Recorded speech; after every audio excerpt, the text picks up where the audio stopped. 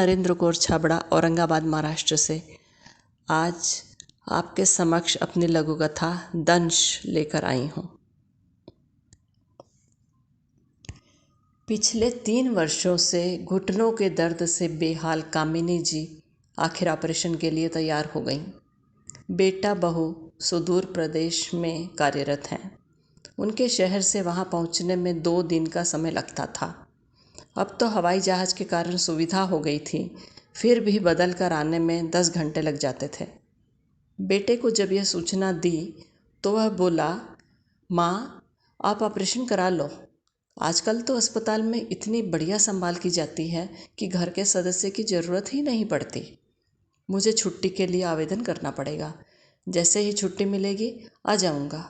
और आपका मेडिक्लेम तो किया ही हुआ है, तो पैसों की भी कोई परेशानी नहीं है। ज़रूरत पड़ी तो मैं देख लूँगा। आप अपना ध्यान रखना। अमेरिका में बसी बेटी को जब कामिनी ने खबर दी तो वह बोली, माँ मैं पहुँच जाऊँगी। आज ही टिकट करवा लेती हूँ, आप चिंता मत करो। पर बेटा तेरे बच्चे अभी छोटे हैं, दामाद जी उन्हें कैसे संभालेंगे? माँ 15-20 दिनों की तो बात है, बच्चे इतने छोटे भी नहीं, 8-10 साल हो चुके हैं। राकेश ठीक से संभाल लेंगे।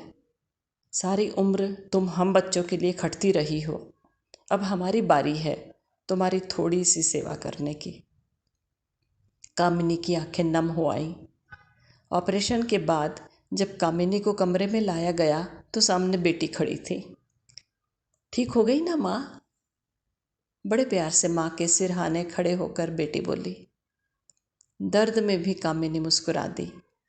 तभी बेटे का फ़ोन आया। माँ कैसी हो? अब तो दीदी आ गई है, कोई फिक्र की न बात ही नहीं।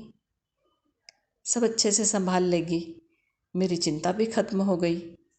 जैसे ही छुट्टी मिलेगी पहुंचने की कोशिश करूंगा।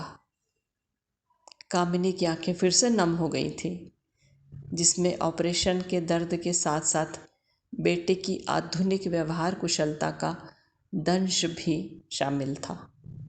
धन्यवाद। कृपया इस लघु कथा पर अपनी टिप्पणी अवश्य दें।